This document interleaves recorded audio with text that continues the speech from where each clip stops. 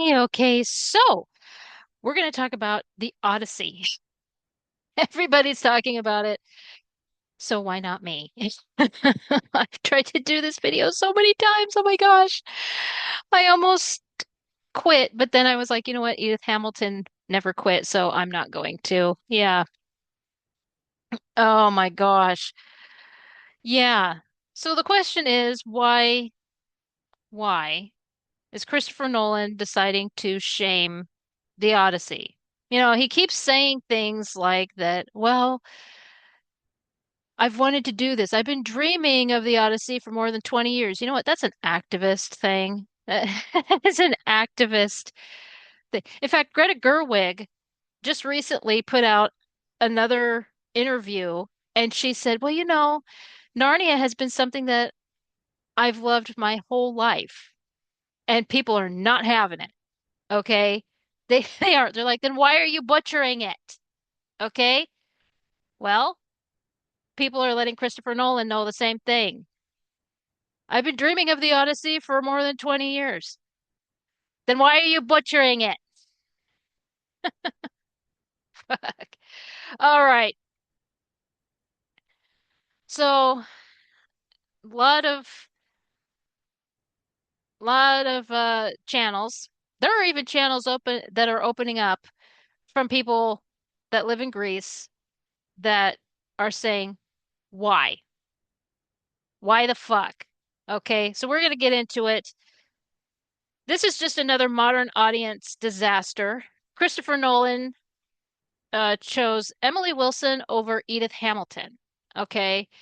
For those of you that aren't familiar with Edith Hamilton, she was a classicist in the Victorian and Edwardian era, even in the 1920s. And she was even made a Greek citizen for her work. Okay. Whereas Emily Wilson is an activist. Okay. To best put it, if she were a uh, voice actor for anime, Japan would say, you're the reason we got to go to the AI. Okay. She injects modernisms and yeah. They're okay, because I'm getting ahead of myself because I'm upset, okay? And I'm not the only one. But she does. She injects modernisms. I've talked about her before on this channel. And just all these modernisms, the feminist mindset is everywhere. And I actually found where there was someone who, with her translation of the Iliad, said that while she's a big fan of the Iliad, she did not and absolutely did not like Emily Wilson's translation at all because of her modernisms, such as lose your cool. Why are you making Achilles say lose your cool? Okay. I used to say that all the time in middle school. Okay. What the hell is that? So that gives you an idea of, in fact, when I talked about her on the channel, a lot of people were upset with Scallywag. Okay, Scallywag showed up in the 18 in the early 1800s. People were saying Jack Sparrow doesn't belong here. Okay. When you translate, you stick to what the person says. And her whole excuse is, well, I'm just trying to make it easier to read. People are not buying it, except for her fans. Okay. It just, okay. And I was also seeing where people who read the Iliad were really pissed off over the fact that she removed the death of Hector. I haven't read her stuff, so I wouldn't know either way. But removing the death of Hector, are you serious right now? What the hell? That's an iconic scene.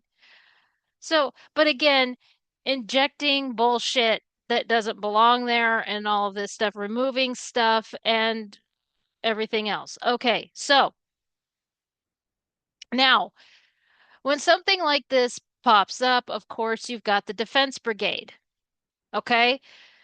And they're here. Okay. I mean, Sunny Hostin and the those those hens, they can't shut up. So I have a list. Okay. Let's go down the list of some of the some of the things that they have said. Okay. First and foremost, you remember when the Netflix Cleopatra and the people said that uh they found Cleopatra's DNA? Yeah. We have Cleopatra's DNA to prove she's black. Okay, we still don't know where Cleopatra's DNA is. I mean, we don't know where her mummy is. There was also where the actress lashed out at Egypt and called them racist. Oh, what happened with that? Um, the entire country did what? Sued them. Yeah. So that's strike one. Okay. So the second thing, Gladiator 2.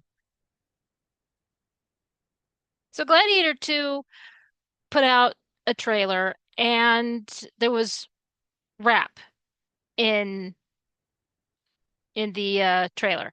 And there were people that questioned that. They're like, "Well, that's not accurate. Why can't you put historic, a lot like with Hans Zimmer, in Gladiator. Why can't you just stick with the sound of the time period?" And the Defense Brigade went all out and they decided to go back in time to 2000. And they found that Super Bowl commercial with Kid Rock, which I'm not familiar with Kid Rock's music, but this Defense Brigade was just sure that that was rap. They're like, "Oh yeah, remember that?" And it's like, okay, and they tried to double down on that. You remember? They doubled down. They're like, "Well, that is," and it was like, no. I even did a video on that. Like, no, that isn't rap at all. And they tried to say that there was rap in the uh videos and all, or in the trailers and all that. No, no, there wasn't. It was Hans Zimmer. He he did the battle, and I think in one there was "Now We Are Free."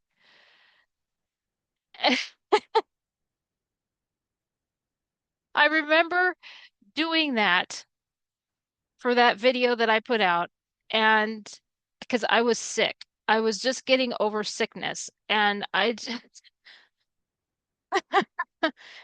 to actually go back in time to defend. And how did that turn out? Oh yeah, the movie bombed. Defending Pedro Pascal. How's that turning out for ya? Holy shit. Oh gosh. Yeah, shit. And I clearly remember, I want to point this out. I remember I clearly stated that the connection of that Super Bowl commercial was that football is played in a coliseum. That was the whole point of that fucking commercial. Damn it. But there were people who were still riding on this whole thing because they were just what was the point of defending that? I really want to know where your mindset is for this.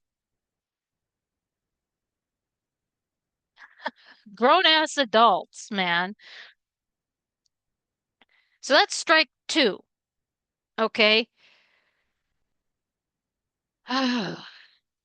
So here's three. All right. And when Rings of Power came in, there was this huge thing about how Tolkien was a racist. And again, those clowns over on The View, why isn't that show gone yet? Shit.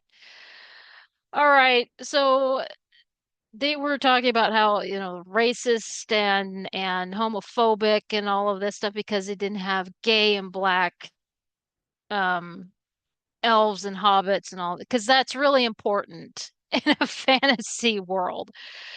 Nobody cares, damn it. But the thing about it is that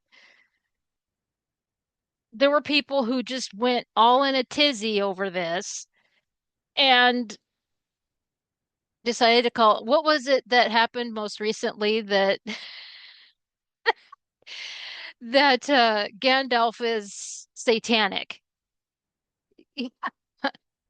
And I don't know.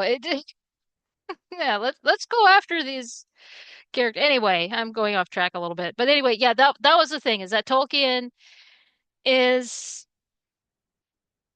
is gay and is homophobic because of the because of all that. Okay, if you don't know, in the 1960s there was an interview. Okay. I'll try and find it and I'll put it in the description box. It's a long one. It is. It's a long interview. I don't know exactly where this is. I'll try and find it and I'll timestamp it for you. Okay. I'll go the extra mile for you. And the interviewer is a pain in the ass.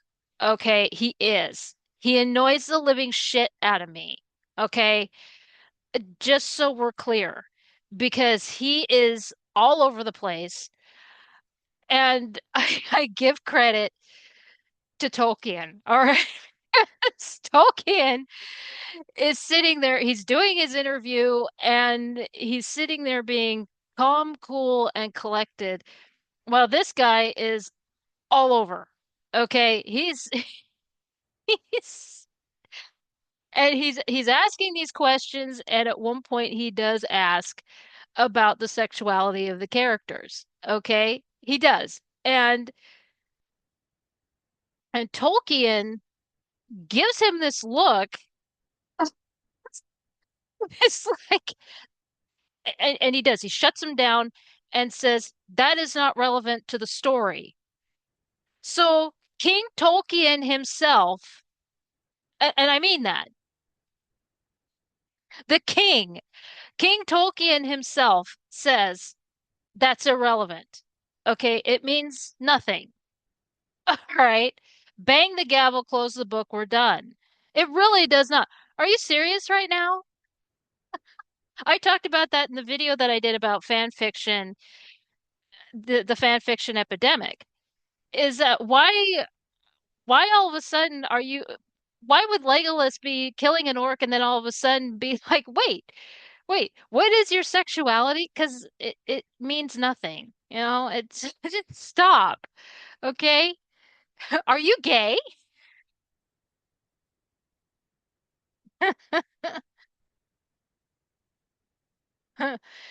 So that's strike three. And again, I'll find that and I'll find the exact spot and everything. I'll do that for you. And all right. So this one's new. This is hot off the press. This was about, let's see. As of filming, it's almost 2 in the morning, so it was about 3 days ago. Okay, so again, dredging up ancient history. Okay, so the long ignored 1997 miniseries of the Odyssey. Okay, in order to win the race argument. Okay. So if you're unaware of this miniseries, I'm nostalgic for it. I'll admit that. Because I remember this. This ran when I was in high school. Okay. And there's big names in it. Bernadette Peters is in it. You might not know who that is, but there are people who might. Sir Christopher Lee is in it. I don't know who he plays though. Isabella Rossellini is in it. And well, Vanessa Williams is in it. She plays Calypso. Okay. The thing is that Vanessa Williams, okay, she is helping to win the argument of Helen of Troy, who, of course, it has been confirmed the Lupita Nyong'o is Helen of Troy. And it's okay. All right. But here's the funny part. Okay, so this is why I put this in here. It's because someone in the comment section of this fight brigade, all right, in the comment section brought up that Calypso from Pirates of the Caribbean,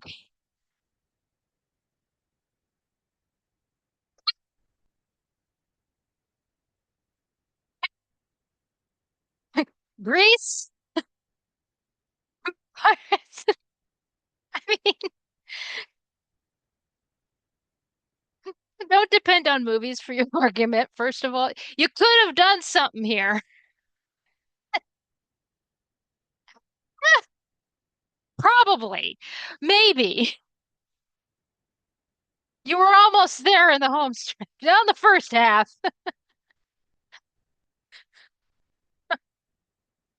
It could have worked.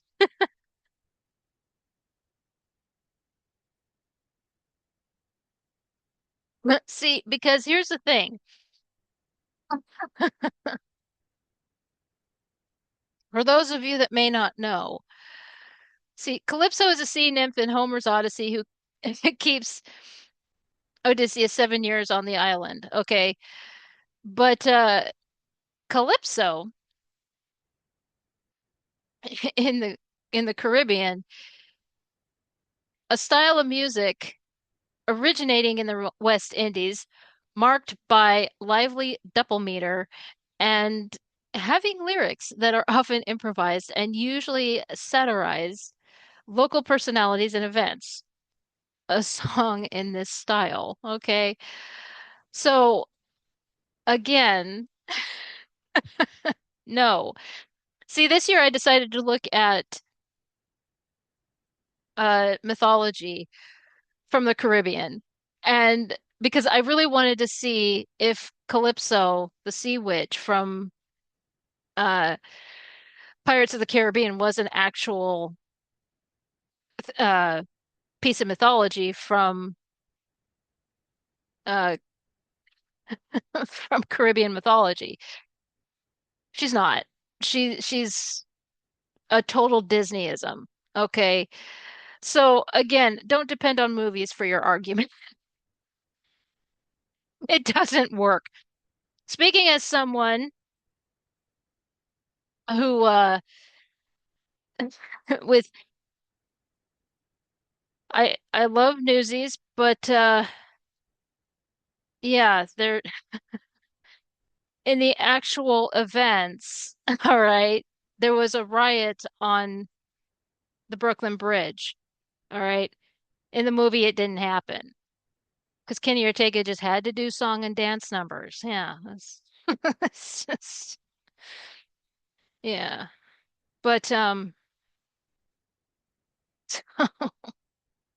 anyway, well, as it turns out, with all this backlash that's going on, all right, there have been some shenanigans behind the scenes. Yeah.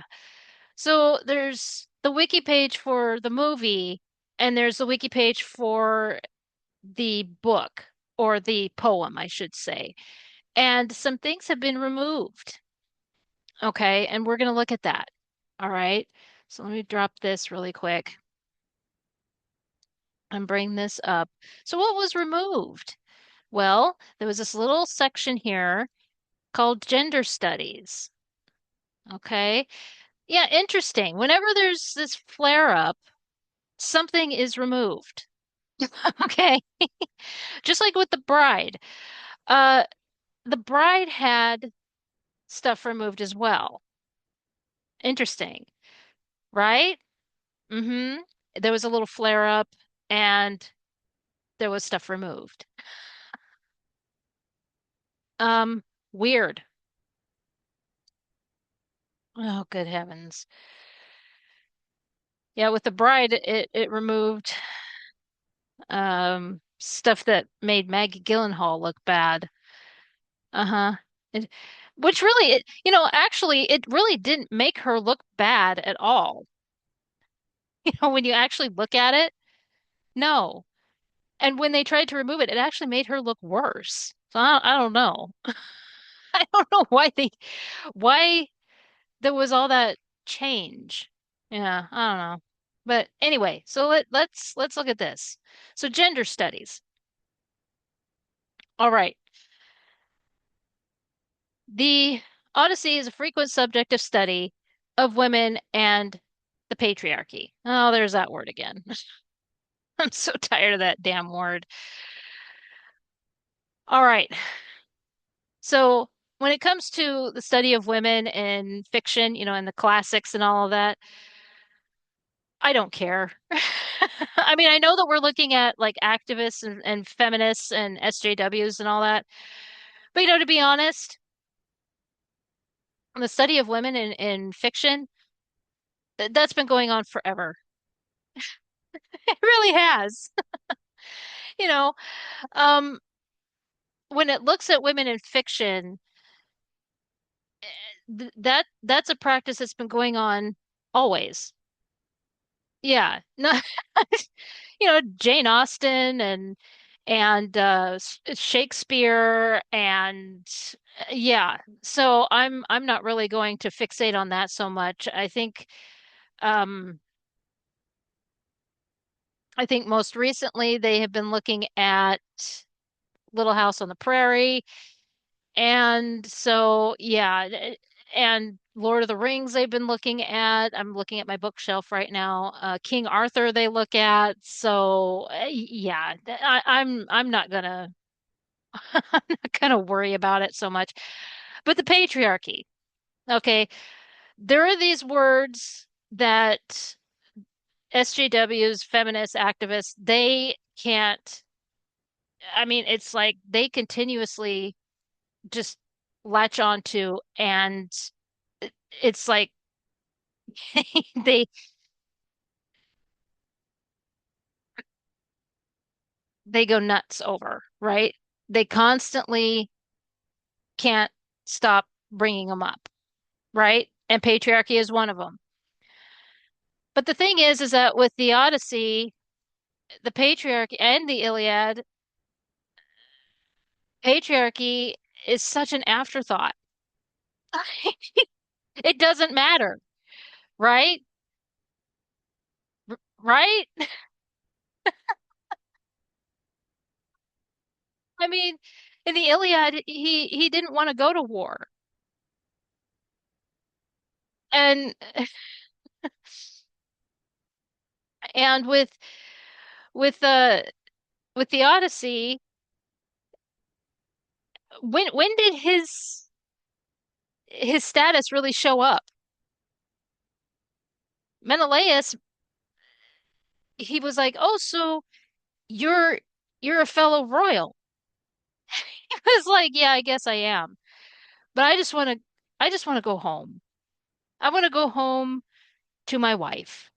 He was embarrassed. He was embarrassed to talk about it. This whole fixation on the patriarchy when it comes to the Odyssey is stupid. It's absolutely stupid. Honestly, when they bring up the royalty thing, it doesn't make sense. Like, okay, yeah, he's the king of Ithaca. Who cares? They do. Nobody else does. What the fuck? It's childish. It's absolutely childish. Okay. And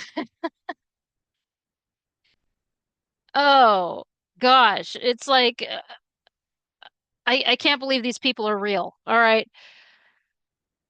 So, beginning in the mid 2000s, retelling or reimagining the events from the point of view female characters have become popular subgenre. Again, I don't care, you know. Because, to be honest, like I said in the video that I did before, this has been going on forever. Okay. The first translation by a woman, Emily Wilson, in 2017, brought attention to the way different translations can depict women's experiences differently. Okay, let's talk about this with um, Emily Wilson. So, yes, it says the first translation by a woman, Emily Wilson. I have seen where, because when I did my research for this, she is now trying to say that she's trying to say, no, I'm not the first woman. Which is interesting because back in 2017, she was riding a wave of, yes, I am the first woman. Okay, so I don't know what happened. Okay, I give her credit. I will say that. I will give her credit for uh trying to say, no, I'm not the first woman to translate, to be the first woman to translate. But it's a little too late because she was really riding that wave of being the first woman to translate in English. Okay. And so, I mean, great, but it's again a little too late. The thing is that when the Iliad and the Odyssey was first released, way back in ancient times, this was a very popular story. Iliad and the Odyssey, popular, and it was being translated all over in several different languages. Okay, men and women were translating it. And so for her to suddenly pull out of her asshole that she is the first woman to translate really got on my nerves. Okay, and now she's trying to backtrack and say that she's not. Well, that's on her. Okay. And sorry that because I'm not sure how she's going to fix that. And I don't know what happened, but okay. Now, here's the other thing. It says brought attention to the way different translations can depict women's experiences differently.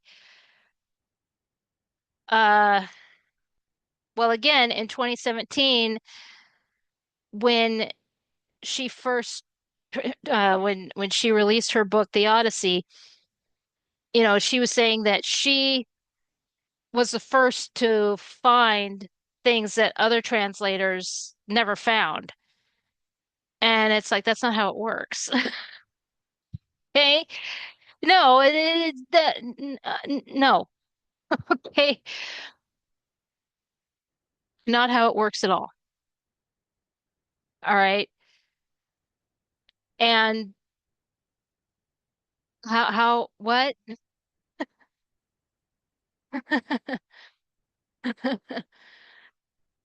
No, you did what?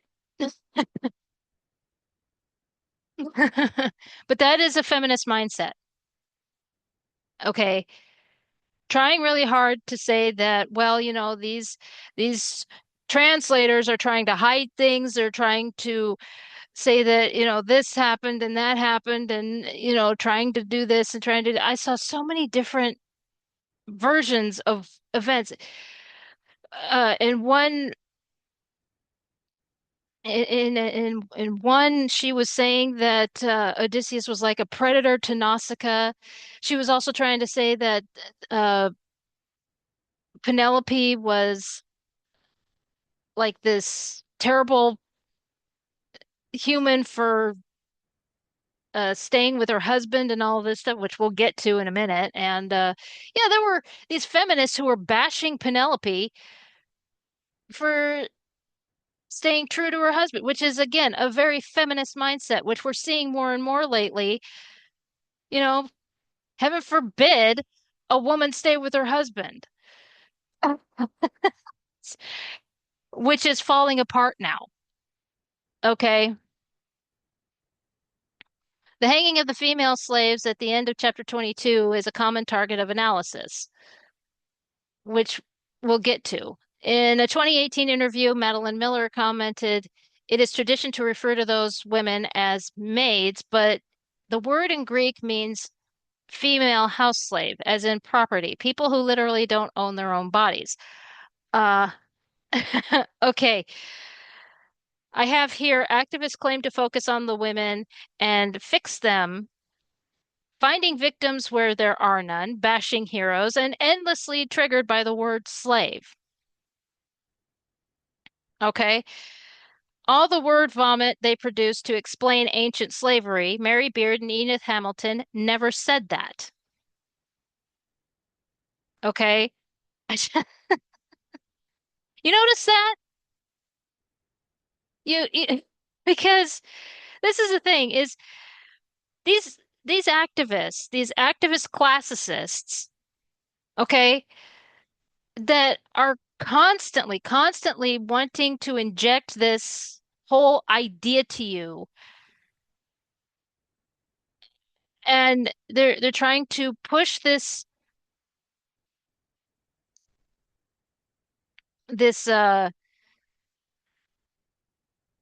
this analysis, I should say, to you, where they're fixing. They're fixing. That's what I'm trying to say, where it's they're the whole thing of and they're basically triggered. I know that's an outdated whole thing. Um I know Mary Beard has done all of those documentaries, and I know she's in Rome, but even in Pompeii, you have the frescoes of Helen of Troy. Husband Gold just recently did a video showing, yet again with Sunny Hostin, where she talked about this stupid Helen of Troy thing where she was talking about, yeah, and Helen of Troy is in Pompeii. Uh-huh. And again, Odysseus was hated in and all of this stuff. Mary Beard talks about slavery. You could find endless,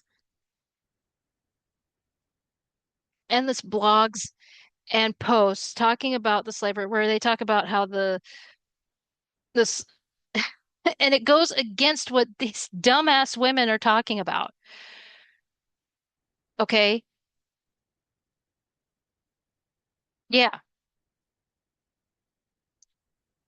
I mean, even Joanne Fletcher, who I know that she's in Egypt, but it, they never read the story. The word in Greek means the word means. Don't try and twist it. Feminist bullshit. Okay, this is another case of activists injecting lies into well-known stories and characters and history. This is what Christopher Nolan chose to research. Okay, and this is why his movie is a full-blown trash fire. Okay. I I Mary Beard knows more about it. There are other historians and archaeologists and everything that know far more than what these activists do. Okay. I think I'll listen to Mary Beard. I'll listen to Dr. Joanne Fletcher, and I'll listen to Edith Hamilton. Okay. I'll listen to Thomas Bulfinch. Now listen, Thomas Bulfinch with his book is more into the chivalry, and King Arthur, but the little bit that he knows actually coincides with Edith Hamilton. Okay? I love how people are like, well, it's kind of outdated, the stuff that they're saying. And it's like, actually, no, it's not. Okay? It's a lot more accurate than this junk. So that was the gender studies that was the chunk that was removed from the poem wiki page for the Odyssey. That's what they took out. Okay, we'll come back to it. And so let's look at Christopher Nolan's epic blunders, shall we? Because there's quite a few. Come back to this. All right. First and foremost, no Greek actors. Okay. The 1997 miniseries, they used Greek and Italian actors. I remember that. Yeah.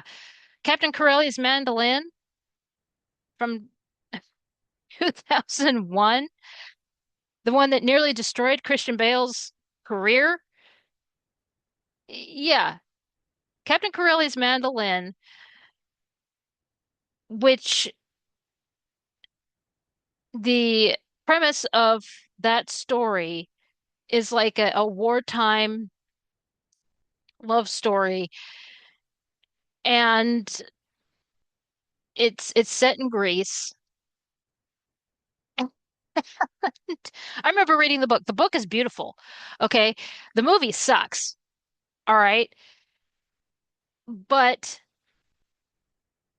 yeah, the movie is absolutely terrible. But there's Greek actors in it. And you're trying to tell me that Christopher Nolan couldn't get Greek actors for his Greek epic? Captain Corelli. Okay. Sure, Jan. Whatever. Oh, good Lord. Oh, gosh. All right. So this Time article,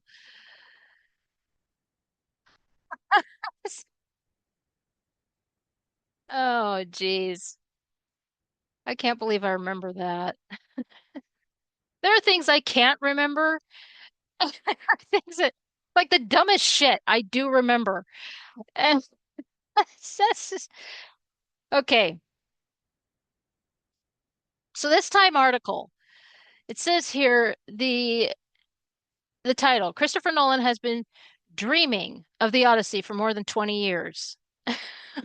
Heard that before, right? In fact, I just saw where Greta Gerwig,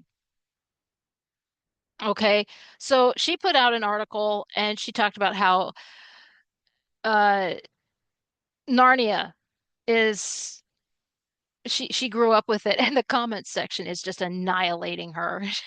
Like, they're like, then why did you butcher it? And well,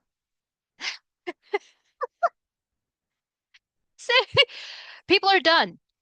Okay? People are so fucking done with this this so with these stories that they grew up with and absolutely loved being destroyed. Okay? What the fuck, Hollywood? There was oh, who is it? There's this historian. He, he looks like one of those uh 80s metalheads, you know? He does. He really does. I mean no disrespect. I really don't. But I love his aesthetic. I really do. But and he's done like 3 videos now of this, and he's like, "You think I was done?" And one of the videos that he did where he says that the armor looks like the Batman uh from Christopher Nolan's, yeah, it looks like the a bat suit, and it does. And people are trashing him on that. And it's like, but that's what it is.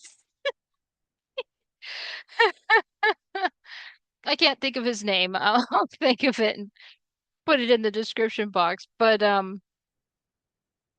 think that he may have collaborated with Max Miller, Tasting History or something. And yeah, because Max Miller did this Roman drink or something. Yeah, and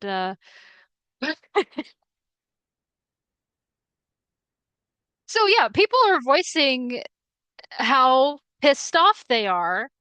And it's like between Greta Gerwig trying to sell this whole thing of like, oh yeah, Narnia, I grew up with it. It's like, no, you didn't, you dumb bitch.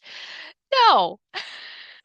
Christopher Nolan been like, I've been dreaming of the Odyssey for more than 20 years. And it's like, no, you haven't. I don't care if you were set to direct, what does it say? He was in talks to direct Troy, and then he was moved over to do Batman. You want to know something? I don't care. Okay. And we're going to get into that. It's just like, okay, the fact that directors say that they love the story, grew up with it, and then they destroy it, yeah, we're on to you now. Okay? That may have worked 10 years ago. Shit, it doesn't anymore. Okay? Screw you. Okay? Like shit. Because you talk about your extensive research and you must be blind. All right? Because all of these frescoes and all this pottery,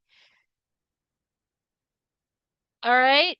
Then you reveal Achilles and Helen of Troy. Homer said that Helen is white-armed and fair-faced, not black.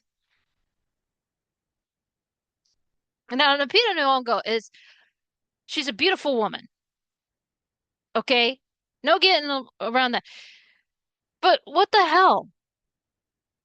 Okay, and I'm getting really tired of this defense brigade who again have to come out of the woodwork and say the dumbest shit possible to be like, well, you're the stupid ones.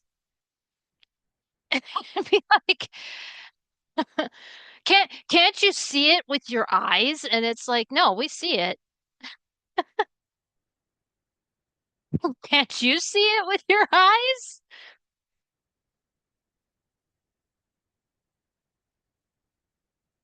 Oh my gosh.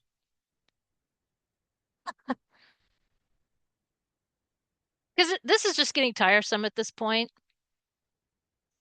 Okay. It's getting old. It's I'm done. All right. The again, he's using Emily Wilson. And so Achilles, this raging, wrathful demigod who's seeking revenge, the Brad Pitt, okay? I mean, you could even look at okay, so the Odyssey. There really aren't that many.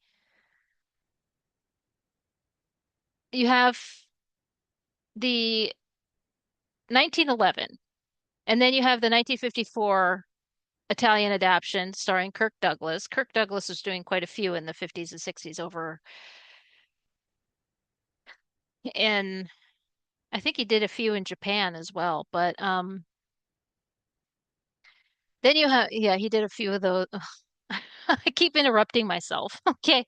So Kirk Douglas was over in Europe and he did a lot of the like gladiator movies and that. And so, um, But there's also the Odyssey. That is another of the mini series. And yeah. Um then you have there's an anime, okay? Ulysses 31.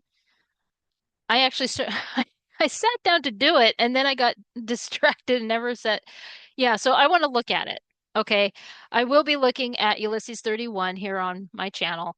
And um I don't remember it playing when I was a kid. I don't. Okay. Um but it says that it ran for a very short time. And but yeah, I'm excited. I'm excited to watch this. I've never seen it. So, but then there's Nostos the Return and Ulysses Gaze, and then the miniseries when I was in high school, and then The Return in 2024. Now there is a satire which is Oh Brother, Where Art Thou? Okay, a lot of people don't know about that one. I watched it about 4 or 5 times and then realized it's like, wait a minute. I love Oh Brother, Where Art Thou? And only to realize that it was the Odyssey. The Coen brothers did it right. Oh my gosh, I love those kinds of movies where and so yeah. All right. So but you you look at this list and then there's of course operas and that kind of thing and then music that's based off of and that. But the thing is that with Achilles,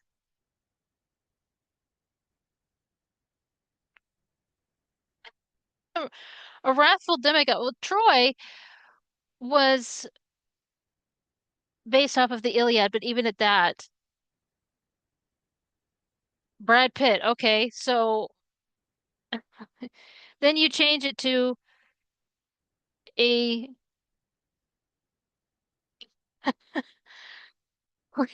what is that? This has been happening more and more in Hollywood and people are tired of it. Okay. And they're letting Hollywood know. And it's like Hollywood is just not getting the memo. Okay. And Christopher Nolan is just sitting there like, bah. No, I did a good thing. What's interesting about this is that after the fall of Troy, Achilles, after the fall of Troy, I mean, Achilles' ghost was wandering around. Yeah, I sure hope you get haunted by Achilles, the wrathful demigod. So this article also states that at one point, they were going down and breaking down everything, and at one point it states that Christopher Nolan found a love story in this epic. I actually wrote God's kill me. Just kill. Are you serious right now? This is like suddenly realizing what Gladiator is actually about. Wait, what? Oh, is that what Maximus is fighting for? A girl worth fighting for. Shit.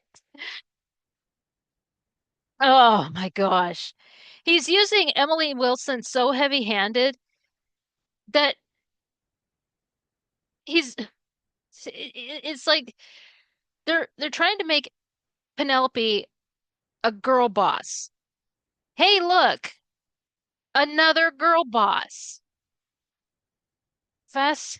Hold on to your butts, kids. Th- So, first of all, Anne Hathaway, another activist. In this article, she's talking about how she's going to make Penelope this full-blown raging girl boss.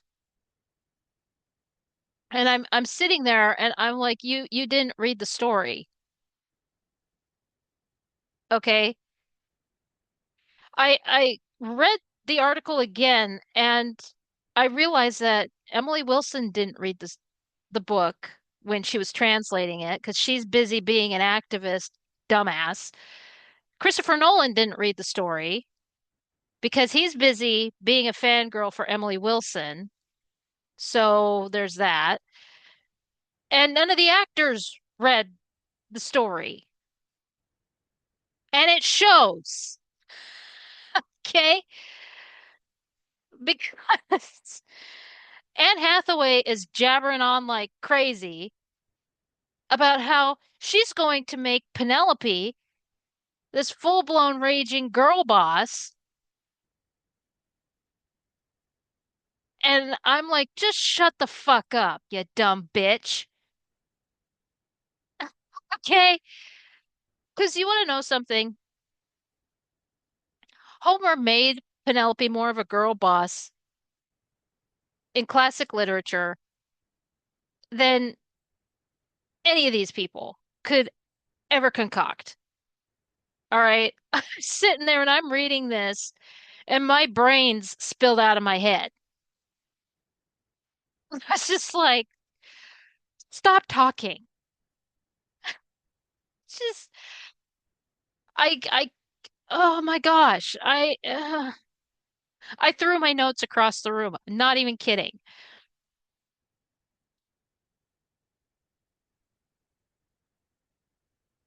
I was like,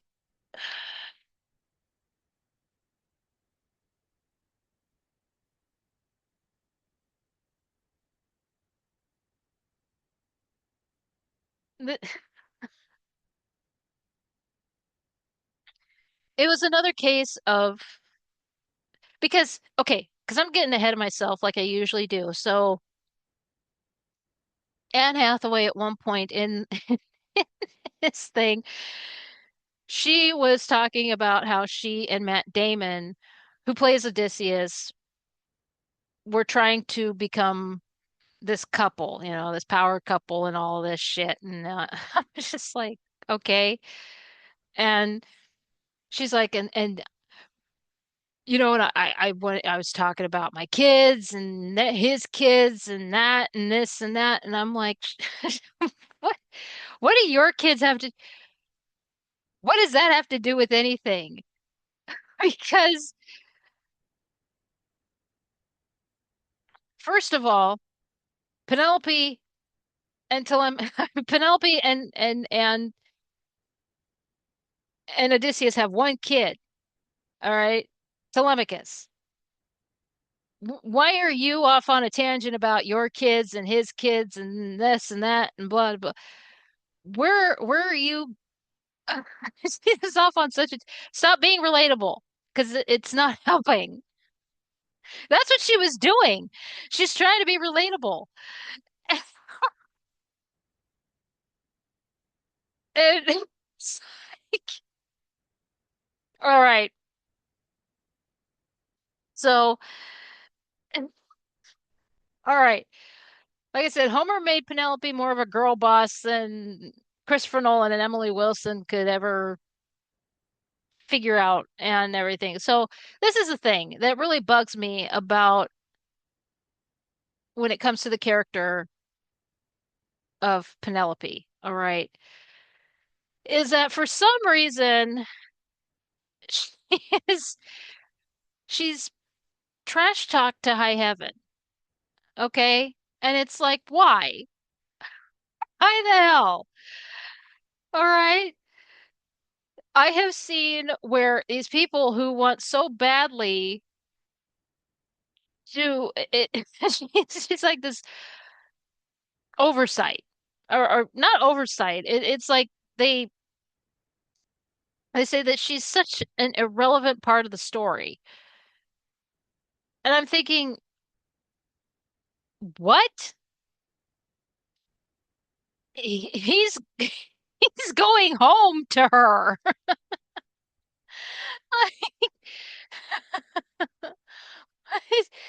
He's okay. Like he could have stayed with Circe. That could have been the end right there. He could have just been like, you know what? It's fine here.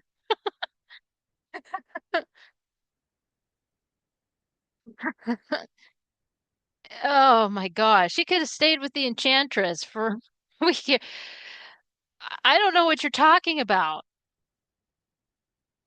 Hermes was giving him that concoction or whatever to make him stay there. He he could have no. He He's like, no, I got a wife. What's wrong with these people? Okay, so I want to bring up this what's called xenia. Okay, it's an ancient Greek concept of hospitality. It is always translated as guest friendship or ritualized friendship. It is an institutionalized relationship rooted in generosity, gift exchange, and reciprocity. Okay. Historically, hospitality toward foreigners and guests was understood as a moral obligation. Okay. And there are two basic rules, the respect for the host and guest, and then there is respect from guest to host. Xenia was considered to be particularly important due to the belief that gods mingled among the people. Okay. And there's bad Xenia and good Xenia. All right. And the reason that I bring this up is because of the fact that in the Odyssey, it's all over the place. Every household in the epic is seen alongside Xenia. Odysseus' house is inhabited by suitors with demands beyond the bounds of Xenia. Menelaus and Nestor's house are seen with Telemachus visits, when Telemachus, I'm sorry, and there are many other households observed in the epic, including those of Circe, Calypso, as well as others. Okay, Telemachus shows Xenia in book one to the disguised Athena by graciously welcoming her into his own home and offering her food. He even moves her chair away from the suitors who are rude. Okay, and so, and the reason I bring this up is because with Penelope, she's the queen. She she is the queen. She has to be the hostess. Okay. And with this Xenia, and I'm probably saying it wrong and I apologize. All right. She has to be a hostess. Okay. And of course, like it says with the gods, okay, she has to show good Xenia. She she doesn't I mean, especially with the Odyssey, the people coming in and out, she has to, and with these suitors, she has to be a good hostess. Right? And now the thing about it is that people keep saying that she was weeping or wasting away and everything like that, and this, that, and the other. And it's like, okay, her husband has been gone for 20 years. All right. When you and people are constantly telling her, well, the husband's gone. All right. And you have these people in your house eating you out of house and home, constantly telling you, hey, choose me. Choose me. He's gone. Choose me. All right. She tricked the suitors in order to delay. choosing one of them. And then all of a sudden, the stupid slave rats her out. Okay. And so now she's got to find another method and everything. And the thing is that she's trying to find every method in the book to try and figure out what to do. And so there was the one point where she decides to kind of use her, her feminine wails, kind of, she tries to do that and kind of distract him for a little bit and all of that. But the other thing is that her her housemates are sleeping with them. Okay? So it really bothers me when people like Madeline Miller comment things like it's tradition to refer to those women as maids, but in the work of but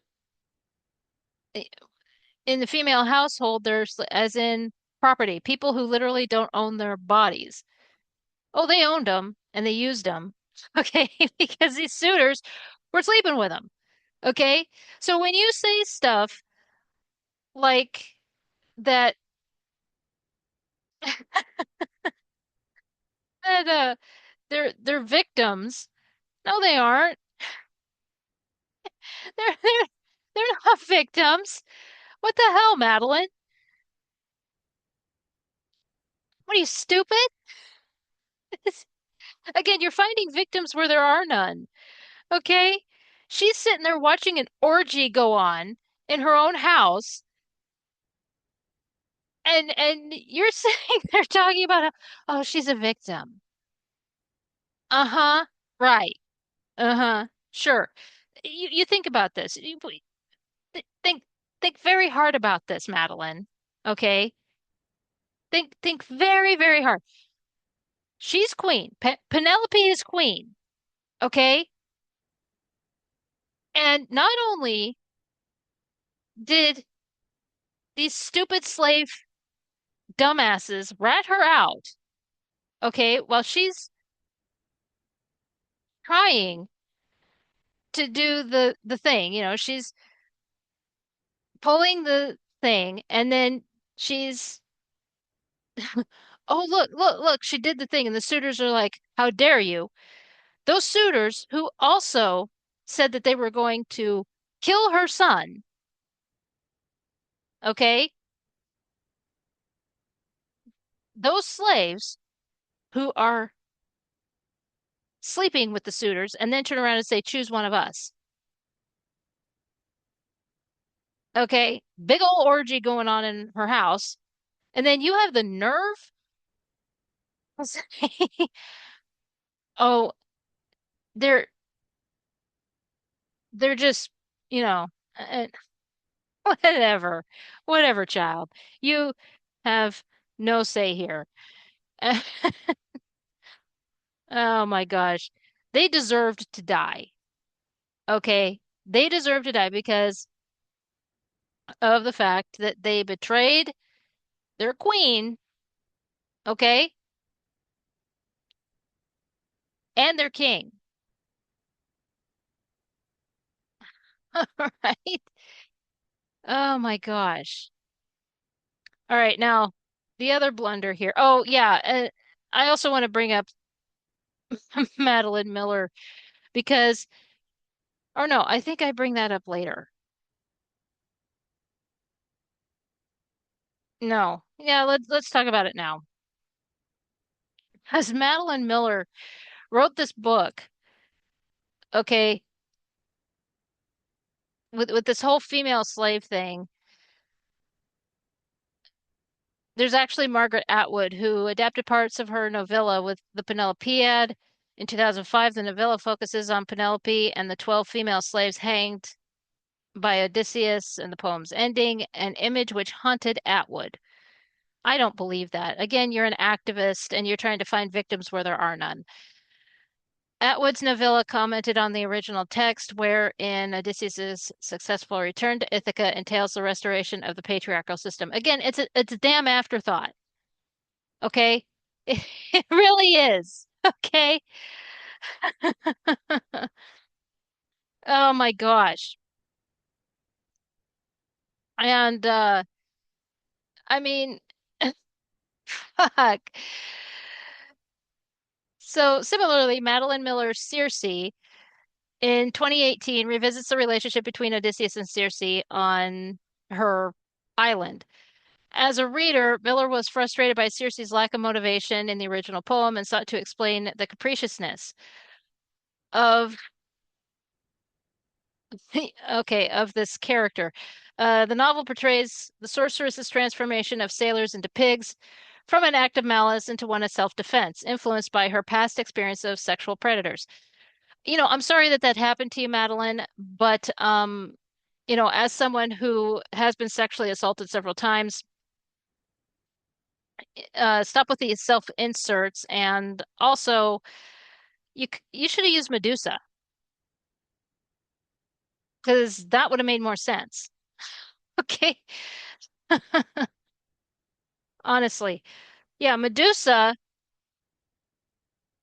makes more sense than Circe. Circe is a witch, and with what she went through, makes a hell of a lot more sense than Circe. Circe wanted it, and she got it. Okay. She got three sons out of Odysseus. And this is the thing that these activists don't know, okay, is that with Circe,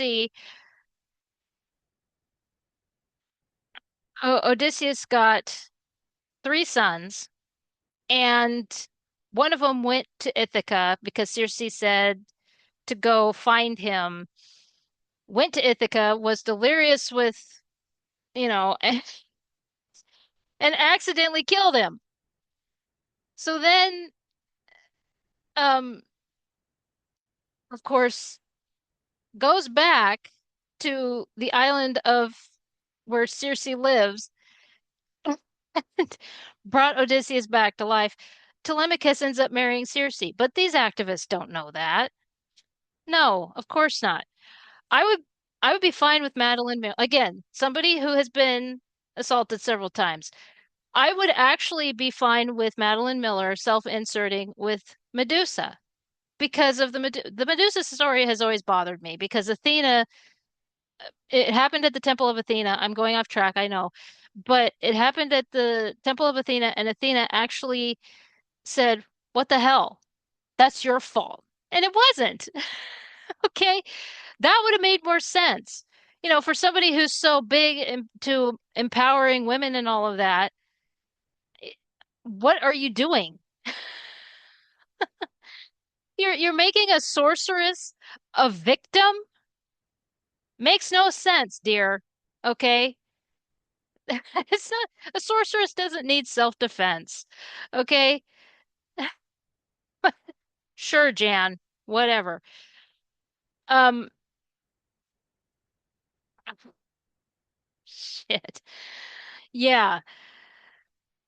But anyway, so moving on to the Christopher Nolan blunders, he hired Travis Scott and said that this is connecting rap to oral poetry. Travis Scott is not Apollo. Okay. No, he's not. Okay. I don't know much about Travis Scott and I don't care. But the thing is that save it for the documentary. Okay. There is a documentary that Terry Jones, may he rest in peace, from Monty Python, is okay. So he did a docuseries, Terry Jones, and it was for the Middle Ages. All right. It had each episode had like for kings and outlaw and that kind of thing. Okay. And one episode was for minstrels. Okay. And with the minstrels, he talked about, I mean, he went to France and he talked to these French rappers. Okay. And when he sat down and talked to these French rappers, they talked about how their technique goes as far back as the minstrels. Okay. So again, save it for the documentary, Christopher Nolan. I get what you're trying to do because Terry Jones did it, but what you're trying to do, I don't know what technique Travis Scott does, but for his rap, but eh, yeah, it's not gonna fit Apollo. All right, it just isn't. Okay. Now, let me see if I can find here in this. I think I still have it. No, I have to go down. Way, way down. Way, way, way, way, way, way down. And yeah, I think it was after. Yeah, it's right here. Okay. Oh, the next part is like it says here, Nolan instructed the composer not to use an orchestra in the score, only if only to subvert expectations for a swords and sandals film. It's not like the orchestra existed back then, says the composer. I'm not going to try and say his name. It was a challenge and also an opening to try to make something unique. Okay, so you're insulting Hans Zimmer as well as James Horner because, of course, Hans Zimmer did Gladiator and James Horner did Troy. And you're trying to say that that doesn't work. They used orchestras for their work. How insulting. And what about all the other Gladiator movies from the 60s?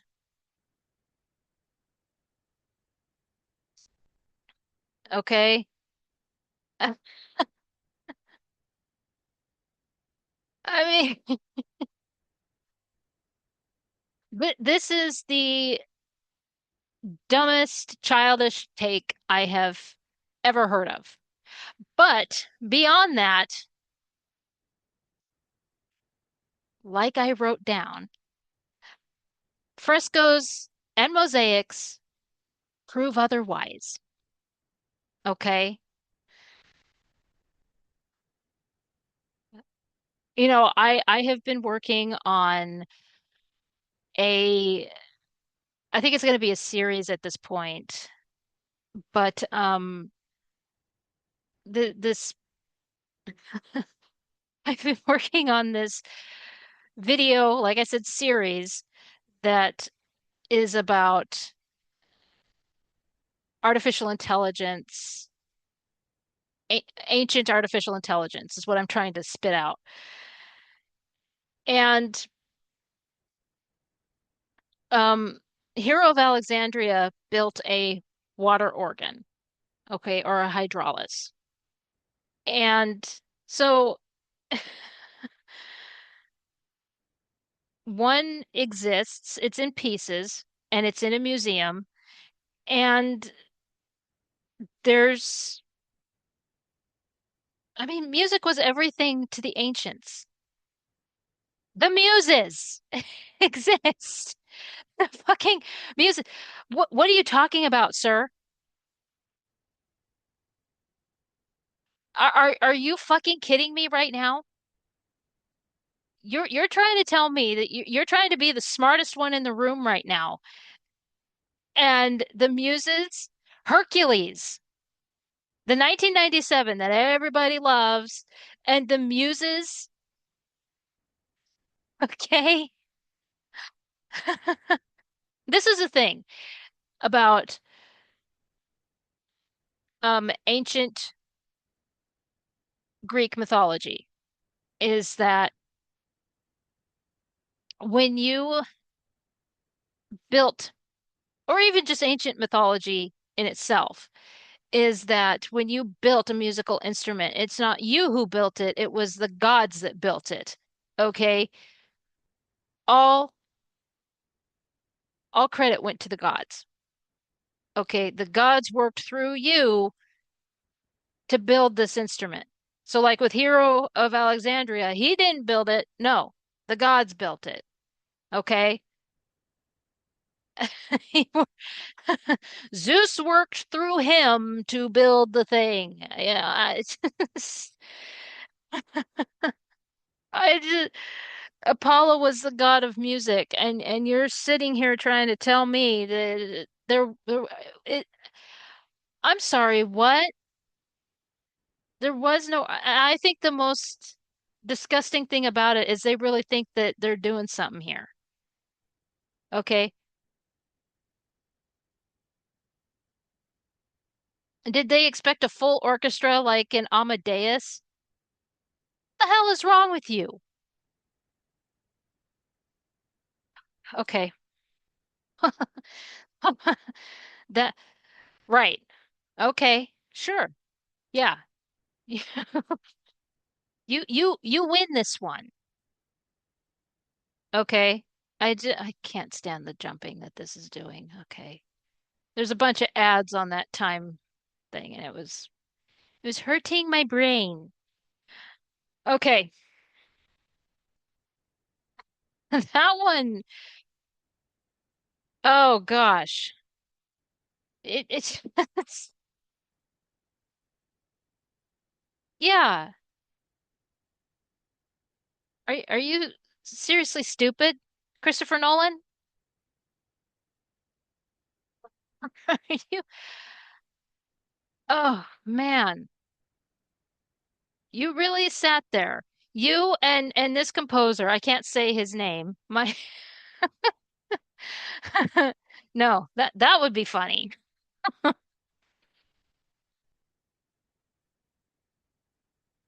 That would be a funny one to see. And the fact that this is ancient Greek and it was like, oh, there were no orchestra. There are mosaics. There are frescoes. There's a video that came up on my recommended. I'll look for it, and it shows where people have constructed. I don't know if they're part of a college or something, and they have constructed um, musical instruments from ancient, ancient musical instruments. I know what I'm trying to say, and I'm not doing it so well. My brain is not fast, but the ancient musical instruments, and they've actually played them. So like the ancient trumpet that goes around that you see in mosaics and everything. Yeah, it's pretty cool. And they actually play them. So I'll look for that and I'll put it in the description box and everything. Yeah, it's pretty cool. Yeah, orchestras don't exist. Fucking dumbass. All right, the next thing, and this is more of a nitpick for me. I don't know if anybody else has brought it up, but with this Trojan horse, they keep fixating on the Trojan horse, okay? But the thing is that in the Iliad, it doesn't show up at all. Okay, I did see that in some of the reviews where they're like, "Where's the Trojan horse?" When they were talking about the Iliad for Emily Wilson's, they're like, "Yeah, these people that were, they're like, I was hoping to see the Trojan horse. It's not in the Iliad." Okay, that's not her fault. No, not her fault at all. Not her fault in the slightest. Okay. But in in the Iliad, not there. Okay. But in the Odyssey, it's in the Aeneid. It shows up. It's described in there. But in the Odyssey, it's It's barely mentioned. But he's going full swing into this. Now, if it's a flashback, fine. And but why are you going heavy-handed with the Trojan horse? Why? Okay. Now I would it would make more sense with like the Cyclops or like the Lotus Eaters or something like that. Or, even having him tied to the mast, uh the meeting of Menelaus, something like that. Or even the suitors. I mean, like you don't always want to put the climax on posters. Some people do. And Independence Day did, and they got in trouble for it. But why would you do that? But but I, the Trojan horse is so little, and it doesn't make sense because people are going to, if people don't know the story of, they're going to wait for that. They're going to look all over for that. And if it's not there, because you know those people that fixate so much on something from the trailer or whatever, or that's on the poster, and it's not there, yeah, you're gonna piss them off. Okay? Oh my gosh. But the big thing that's a big part is the Cyclops. Yeah, that's one of the big things. That one and the Sirens. Those are the two big things. Yeah, that's a big thing that people remember. And now again, he says that this is the thing that he remembers more than anything, it was and his big chance. But so why fixate on? I mean, why fix this story? Okay, he decided to give more father-son time, and why? Why do you need to give more father-son time this isn't a therapy session. Okay. I hate when they do that. Okay. That's not needed. All right. And then he decided, I don't know if this is like a sour grapes kind of thing. Oh, I missed out on the whole thing with Troy, so I'm gonna give more time to Helen. Okay, this is Odysseus. This is about Odysseus. This has nothing to do with with Paris and Helen, damn it. And I talked about Circe and how sympathetic character. Nobody cares, okay? This, nobody fucking cares. All right. And so, and I'm sure that a lot of other people have mentioned things that he's fucked up, like the whole thing uh with costume design and all of that stuff. So, it just, in closing, uh, Maggie Gyllenhaal talked about how she wanted to write the story that Mary Shelley wanted. Well, you didn't, and everybody knows it. And in fact, Mary Shelley released the story again. 1830, but yeah, go off.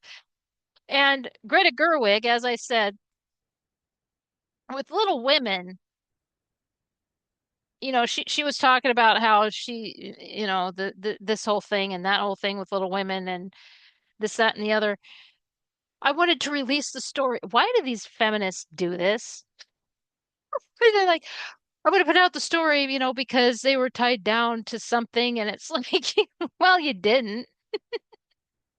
I mean, at least with Little Women, it did okay. But now Greta Gerwig is, she she's saying her piece about Narnia, and it's not going over so well. Well, the reason I put this out is because how long before Christopher Nolan says that he's putting out a story that Homer wanted?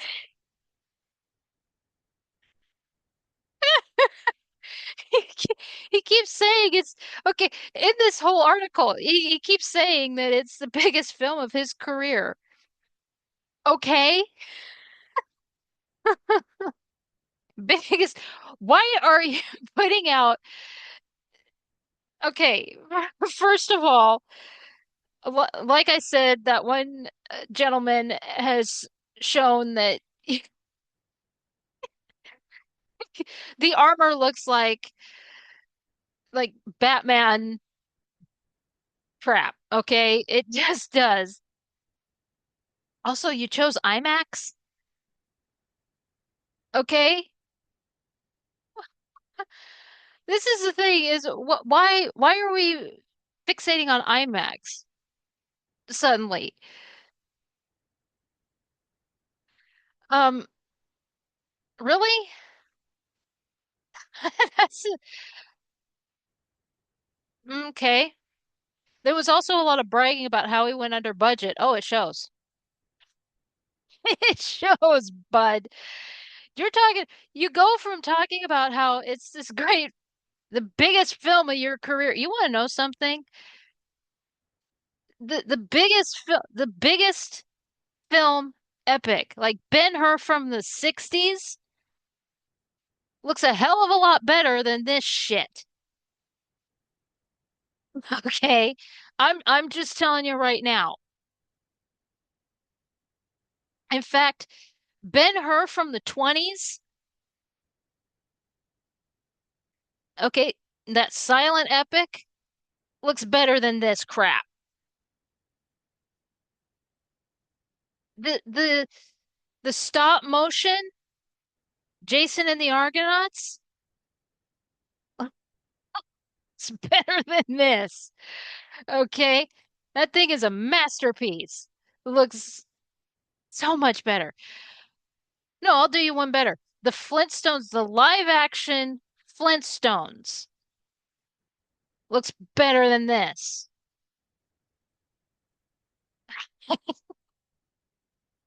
1994.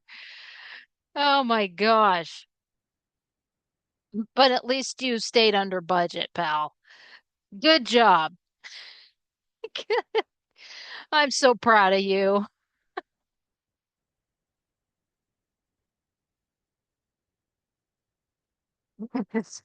He's he's sitting there like, yeah, I stayed under budget and I did I don't care. Because you want to know something?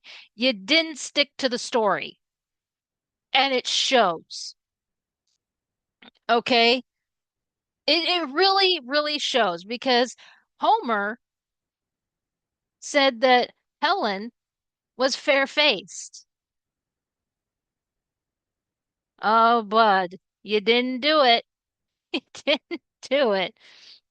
This is the thing is the Odyssey was performed on stage in ancient times. They would have, in Gladiator, they would show how they did these little stages and they would have little sketches and all of that stuff the performers would perform. And they would uh, do it all the time.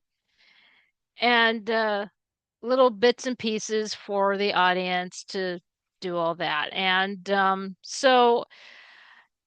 and even with that, those little pieces, maybe showing uh I don't know, the Cyclops scene or I don't know,